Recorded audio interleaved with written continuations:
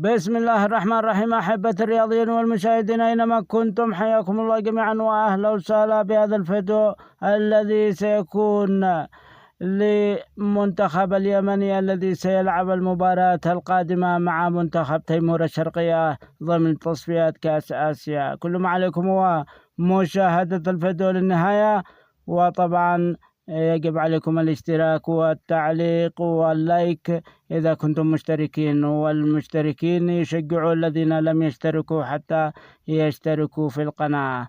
أحبة المتابعين، تابعوا معنا لنهاية الفيديو لتتعرفوا على أبرز أحداث مباراة منتخب اليمن للشباب ضد منتخب تيمور الشرقية ضمن تصفيات كأس آسيا للشباب 2024. مباراة مهمة جمعت الفريقين، حيث يسعى منتخبنا الوطني للشباب إلى تحقيق الفوز وحصد النقاط الثلاث للمضي قدما في مشوار التأهل. تتجه الأنظار إلى المباراة المنتظرة بين منتخب اليمن للشباب ومنتخب تيمور الشرقية ضمن تصفيات كأس آسيا للشباب 2024. تعتبر هذه المباراة الأولى في مشوار الفريقين في هذه التصفيات، حيث يسعى منتخب اليمن إلى بدء التصفيات بقوة وتحقيق الفوز لضمان بداية جيدة لتعزيز من فرصة في التأهل. يدخل منتخب اليمن المباراة بتشكيلة قوية وسيستعد بكثافة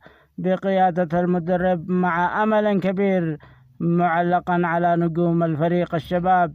من المتوقع أن يعتمد المنتخب اليمني على أسلوب اللعب هجومي لفرض السيطرة على مجريات المباراة، بينما سيكون الحذر الدفاعي ضروريا لتجنب أي مفاجآت من المنتخب التيموري. من جهة أخرى، يسعى منتخب تيمور الشرقية إلى تحقيق نتيجة إيجابية رغم التحديات، حيث يعول على الروح القتالية للعبة والاعتماد على اللعب الجماعي لمجاراة المنتخب اليمني. ترقب كبير لهذه المباراة التي قد تحدد مسار التصفيات لكلا المنتخبين. فهل سيتمكن المنتخب الوطني من تحقيق الفوز وحصد النقاط الثلاث؟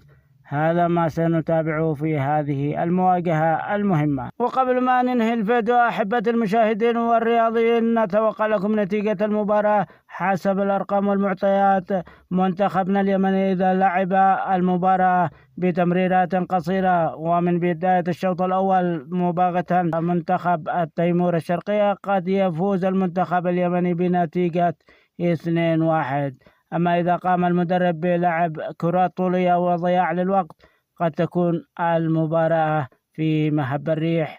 وطبعا هذا التوقع الأقرب لما سيكون إن شاء الله تعالى.